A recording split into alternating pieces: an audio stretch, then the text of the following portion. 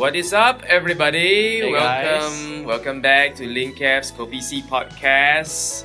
Well, yesterday, the episode before this was, how should I say, quite an episode. It was pretty intense. If you have no idea what it's about, well, go back to the previous episode, which is episode 13, and then just listen to it. And then you know what we're trying to say right here. Yeah, so you'll understand more if you listen to the podcast. So, but hey, we're back today and we're back with another topic for you. Yep. Another discussion.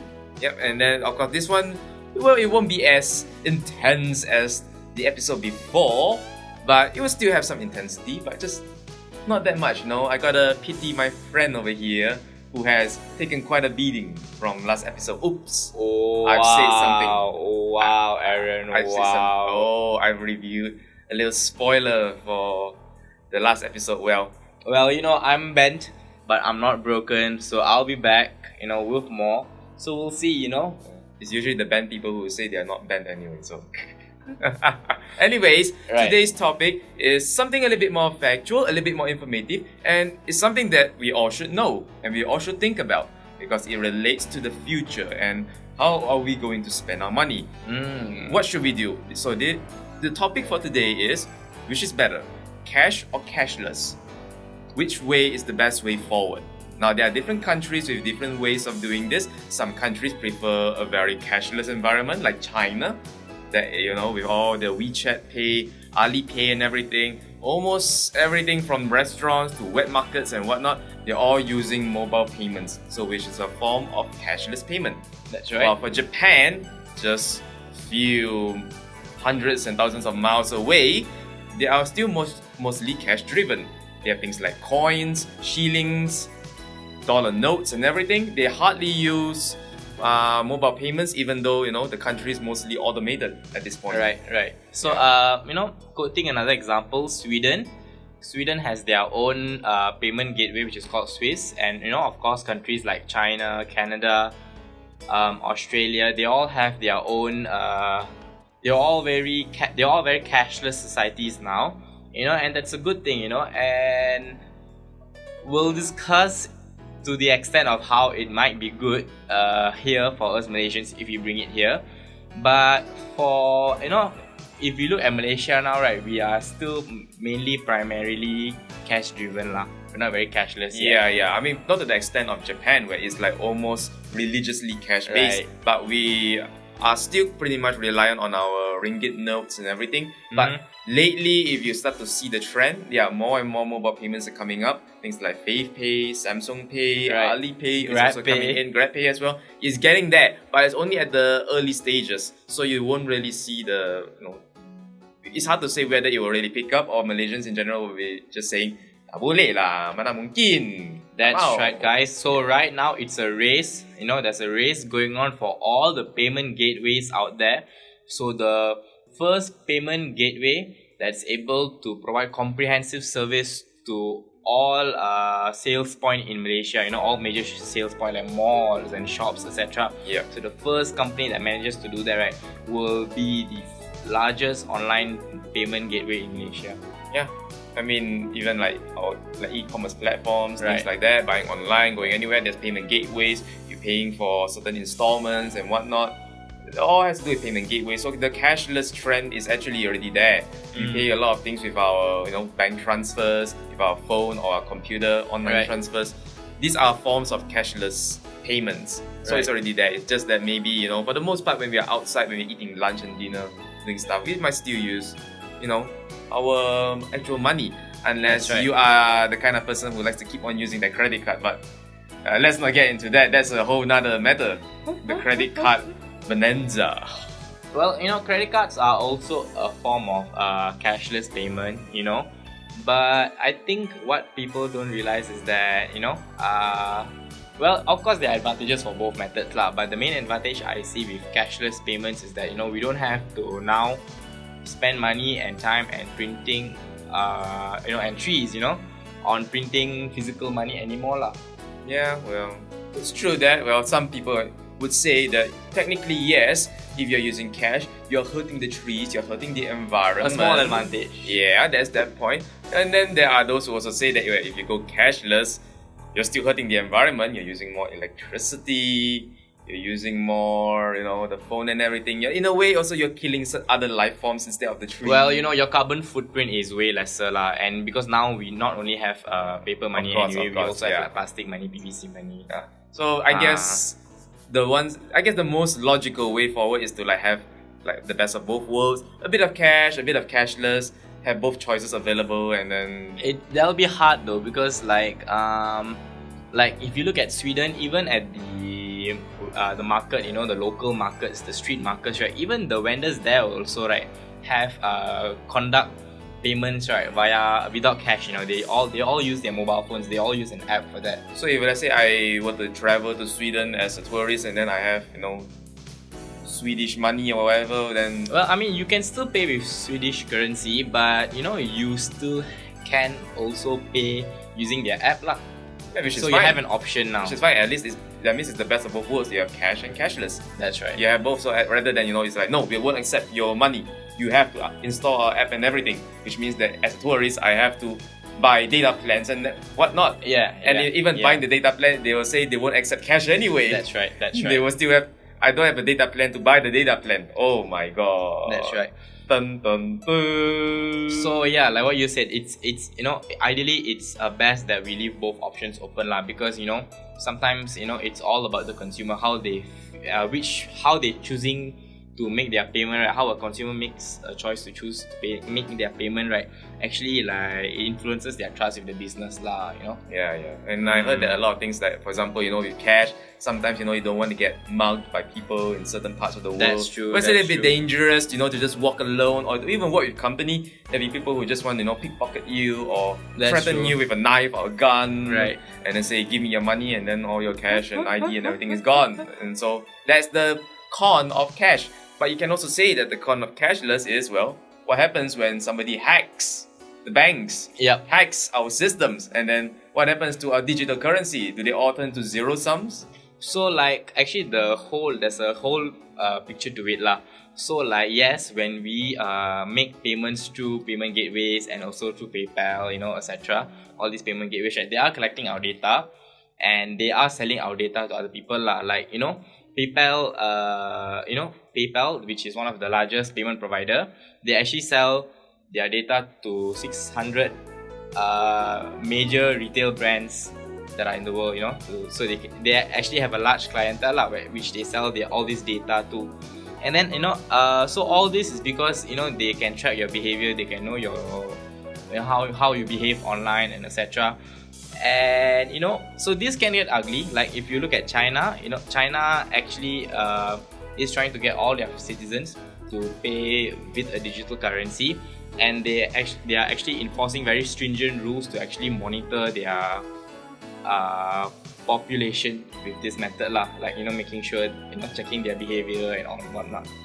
Yeah, I guess which is why as well in the EU right now, the European Union, they are coming up with like a data privacy law that ensures that everybody has to comply to a certain standard, that the data sharing, the data selling aspect has to be severely limited. That's right. Or has to be tightly controlled in a sense. So at least if you sell my data, don't sell some of my more personal aspects of it, but you can set the more surface level things.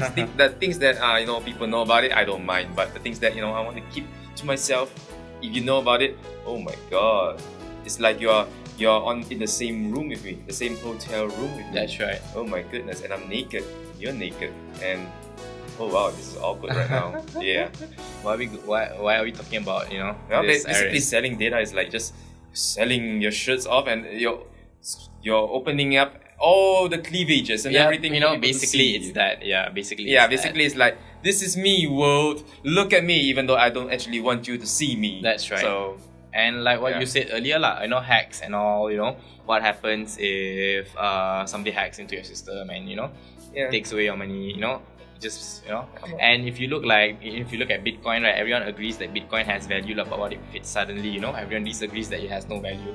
Yeah. So what's going to happen to Bitcoin? So I guess you can say that in this day and age, we are now in the transitional period of it. We are not at the end point, but we're not at the starting point either. We are like in the middle point. We are That's somewhere. right, that's we are right. halfway through it, I guess. It's like the Wild West, actually. Yeah, I we would are. say. It's like, we just left one island for the other island, but we haven't reached that island yet. We're still, in the transition. the tidal waves are still beating us up and That's down, right, and then we that's haven't right. reached there yet. So we don't know what the other island will look like. Will it be fully cashless or back to fully cash or not? We don't know yet. But enough of that. Enough of speculation. We have talked enough about it. Let's ask Surya right here. Okay, between cash and cashless, if you had only one option to choose in your life, you can only choose to pay by cash or pay by cashless. Wow. Which would you go for? I would go cashless, definitely, because it's so convenient, because all it takes is just a few clicks, and my transaction is completed, and the good thing is that also my transaction, right, is also documented and it's recorded, so it's shown to me in a summary, so I get to also see what I've spent on and etc. So that's good. But I would really love for the payment gateway or whoever that's doing this to actually give a full disclosure as to what they're doing with the data and how they're keeping it safe. I'm sure they do, but in the form of terms and conditions. But do we Which actually is, read them? Yeah, that's the thing. That's the thing. We don't read them. We don't read them. Even I at times don't read them because it's just too long. And after a long day at work or whatnot, that's the last thing you want to read. Which is what they know. Boring. Yeah, that's the thing. So it's like we know we should do it, but we don't want to. It's like that bitter pill to swallow. You don't want to swallow it, but we have to. So if you could somehow bullet point the entire terms and conditions. I don't think they're incentivized to do it. The less you know, the better it is. I'll be happy. The less you know, the better it is for them. So that's the thing, though. Yeah. So for all the listeners, you need to take initiative. Actually read the terms and conditions if we can and when we can, because there's a lot of information over there that it's very important. Read the fine line. I guess otherwise we might just need to hire like a part-time legal guy or whatever to bullet point it for us. And that's something we can consider as a career profession. Well, if anything happens, I will bullet point Surya's entire life. It's like, wow, this, that. And to be honest, if let's say, since you chose, cashless over cash, right? Right. Are you fine with that, even though, there might be potentially somebody maybe from like Argentina or maybe even Germany who can look into your data, look into certain parts of your body, certain parts of your flesh. Right, so that's the risk I'm willing to... You're willing to take? You're willing to show the world certain parts that, make you a guy? Yeah, because, I think going cashless is going forward in future, and I would very much like to go forward in future. But, that's me. What about you, Aaron? Well, good to know that, there are plenty of ways for you to go forward with your naked body. Interestingly, okay, we'll leave it at there. My partly naked body. Partly naked body. Yes, well, but naked enough for you to go forward. I think it's like belly covering. But anyway, let's not. Yeah, okay. Let's just leave it there. Okay.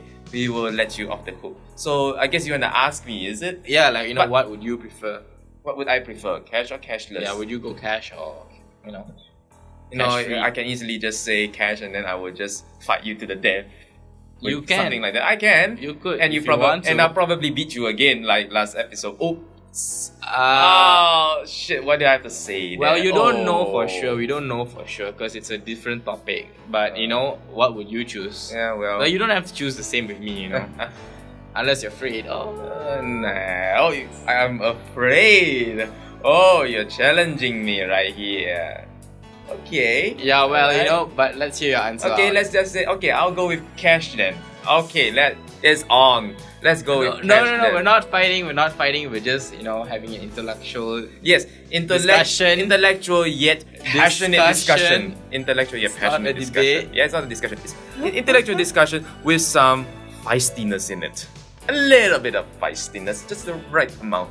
Okay, so... Wait, yeah, so you haven't said why you would... Okay, cash. Yeah. If I say cash, right. Why? Because, well, I don't like people to see too much of me, and I don't like everything about me to be placed online. I mean, that's a fact. We already exposed online into a certain degree. Right. But, of course, I would like to limit it, to control the amount of what the world can see of me. Like I have a Facebook profile, people can see me in that sense. Fair enough. There are certain things that you already surrender to the digital world, but not everything I want them to see. I don't want them to see everything, especially something related to my finance, my financial health. Certain things that that's like for the safety of myself, my family, and everything. I better just keep these things as controlled as possible, to leave it more under my hands. So well, I mean, like when you store your information in especially financial information, right? When you store all this information in the bank's database, right? It's actually encrypted, so it actually the possibility of someone hacking into you or maybe me, because we have no points of interest, we're not points of interest, we're not like CIA agents or FBI agents or something, so it's very unlikely. I'm not gonna deny, I'm not gonna say 100% there's no chance we might be hacked. We might get hacked tomorrow, God knows, okay? Yeah, and that is enough to go to cash, because we might get hacked. It's a very, very, very small risk, and I think it's justified to accept that. Are you sure you're gonna say that? If let's say imagine yourself in your bank account, there's millions and millions and millions of dollars in it, and then are you gonna let that small chance take that all away from you? All those millions all of a sudden turn to a zero sum? Would you want that? Well, would you want that? Would I want all of my money to be taken away? Yes. You say it's a small chance, but we can accept it anyway. Sure, fine if the amount inside is small, but what if it's really big? It's like your whole entire retirement fund. What if it's all gone? No, if it's so if it's a huge sum of money, there will definitely be some security for it, like the bank or the insurance, right? If you suddenly lose your money, and it's because of all this kind of cyber security reasons, of course. So they will give you the government will assure you. Hello, they won't assure you up to $1 million, okay? Only up to $250,000. No, I mean they will assure you. No, actually they assure you back all of your money. But of course you have to make a payment for the service lah. Not from what I've heard. From what I've seen, they only can assure you up to 250,000. Wait, is this the PIDM thing? I suppose yes, the PIDM thing. Isn't that the case? Only $250,000. So what if I have more than $1 million and whatnot, and all of a sudden that's all gone, but I only get back a quarter of it? Well, I mean, I get back a certain amount, but that's still more than 3/4 of my money, my fortune gone. Yeah, but I think that what you could do is, because if you have a lot of money in your bank account, right?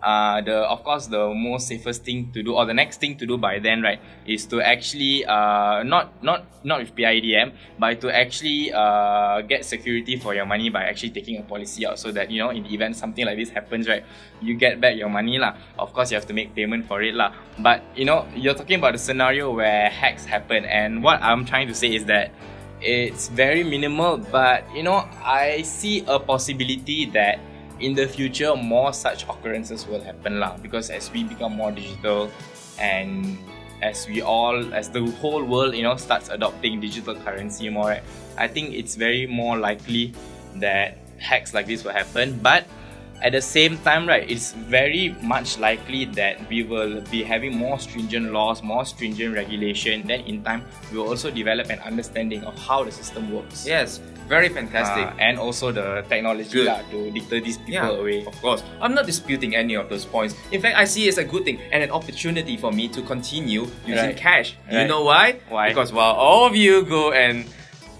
go with your cashless dream and everything, while all the hackers try to crack open all of your fortunes digitally and everything, and then while the rest of us, the minority who are the only ones left using cash, can just spend them in peace, while all of the criminals go after you guys, while we run off merrily, happily. But if everyone, if that happens in a society where they decide that we're gonna be cashless, right, then having money, physical money, it doesn't have any meaning anymore. No, I'm talking about a world where you can still have both options. It's just that it's predominantly cashless. It's impossible or nearly unlikely that we are going to see the complete an utter Transition. destruction of cash. That's It right. will not be the powerhouse, yes, definitely, but That's it will right. still have some That's presence. right. Hello, gold, silver, other commodities, they're still available here, even though That's right. they were that's the right, currency yeah. back in the day, but they still exist. That's right. But not as the primary form of exchange, but they're still there and they're highly valued to a certain extent. So, what do you say to that? They are not completely obliterated. So, That's I right. don't believe Yeah. cash will be obliterated either. I believe I agree with you that cash would still be around for a very long time lah. Yes, and long enough for me to, I'm around in my 20s right here, so I believe that Yeah, probably, even until before I kick the bucket, probably cash will still be around that I can spend it with. So, while all of you primarily go with your cashless ways and all the hackers try to crack open your safes, I will just use my cash peacefully and just spend while not showing the world too much of my flesh and body and everything. I will only be shown to myself. Well, yes. Yeah, again, in the event of a hacker's attack, right? I don't know if payment gateways actually have this feature now, or maybe, but then hopefully they don't know lah, okay, but maybe they will consider lah. So what they need to do is they also need to provide like how PIDM does the insurance for you, like if they bankrupt, then if the bank bankrupts, then they refund you of your money of how much you have in your account. So likewise, payment gateways should be done as such also. So because even if the hacker takes, right, then you still get back your money, right? That's one thing. Second thing, because like you see, because since we know it's a hacker and we know it's digital now, we'll be able to track the hacker and find him more easily. And I think our technology will develop fast enough to capture these criminals lah. Well, if the hackers were smart enough, they'll know how to take all the money and then disappear without a trace anyway. Otherwise, they'd be pretty dumb. And the other thing is, it should be, if you're going to go cashless, right, it should be done by the government and the central bank. Like, it should not be commercialized because, then there's no, how to say, they do not factor in the social wellness of the people lah. More power to the government, more power to the central force. That is the thing, and then though. they So can keep it's a watching very- us. it's a This very- is yes, becoming yes. like a question of personal liberty and freedom versus security, but Yeah, it's a very delicate autocracy. balance. Okay. Anyway, that's a separate discussion as well. But anyway, back to the point. So you're going cashless, I'm going cash. Yep. So it's good. While the majority of the world go cashless, so Right. that means everything will be focused on there. Those who are using cash, we're the minority, but we can do it peacefully and with very minimal obstructions in a sense because we can still spend cash. Yes, and of course we are not gonna be like fully cash. There'll be certain things we can go cashless as well. If let's say we want it to be convenient, we can still use cashless, but we won't. It would be bad. To me, it's like a bad idea to go and put all your eggs into one basket anyway. Right. It's pointless for me to put all my money into the bank when it can be hacked by hackers and whatnot. So Yeah, but then diversify your fortunes. Right. Be I mean, smart that's about right. it. That's right. But the thing is, the difference here is we're not talking about the money itself. We're talking about the payment method. Like even if you have lots of money, physically, or lots of money in your mobile wallet, ideally you should definitely diversify your investment lah, and you should of course hedge it against any risk lah. It's just that which one we want to choose to pay only lor. Well, I still prefer cash because you know why? It's the one thing that ensures that I don't spend crazily. If let's say that? everything is digital, then it's like, okay, this costs us this much, okay. Teet, teet, teet, teet, teet. You never see the money going away. That's true though. That's While true. for the cash, That's when you take out your wallet, you take it out, it's like, oh, I'm running You're out. I need to physically go and counting the money out. That's true. That's probably the primary reason why I still prefer That's to true. pay by cash, because I mean I have a credit card, I have a debit card and everything. I can easily use it. I can easily use my credit card and then I gain all those loyalty points and then I will pay them back anyway. I can easily do that, but I prefer not to, because if I do that, I don't want to get into the habit of spending crazily or spending in a less controlled manner. That's true though. Yeah. So I think think the impulse is a lot less. And a lot of humans here in this world, they're very impulsively driven. That's right. And then when they spend, they'll just spend without thinking about it. So I suppose restricting the spending part to cash is really the one that will, in a way, discipline us better. Ensuring that we are conscious about how much we're gonna spend when suddenly the wallet is out of money, then you have to draw out money again. You'll be thinking twice. Oh shit! I already spent this much. I have to be more careful next time. Rather than everything's digital, it's like, oh, it's okay. I always have money in the bank. Then all of a sudden, it's like every time you keep on teet. Then all of a sudden, oh shit! I got zero money left in the bank. Well, guess what? When you have zero money left in the bank, where else do you have it left? Yeah. What, underneath your bed, where the tooth fairy meets you? So, what do you say to that, Surya? So actually, I agree with your point there because having money in your wallet and seeing that go away or seeing money coming in, right, is actually a psychologically more stronger. I mean, like, you relate more to it lah, and you feel more to it lah. There's more attachment to it lah than to using your because you actually see money going away, so maybe you'll be more conscious of the money that you have lah.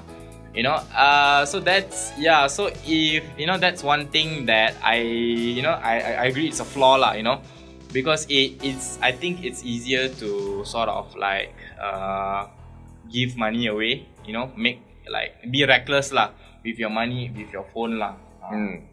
So anyway, that's all I have to say for cash. Yeah, that's the main thing I have to say for cash, because I know a lot of my friends, or I wouldn't name them, there are certain friends who keep on paying with cards and phones and whatnot, and I always see them spending so much. I'm thinking, oh my god, yeah, they're spending so much, but I wonder, are they blowing their budgets? Because sometimes I hear them complaining about, oh, money is such an issue and whatever, but the next thing they do is they use their phone or their card and teet or sign or whatever it is, and well, the hypocrisy is real. So I prefer to keep it. I mean, I'm quite disciplined.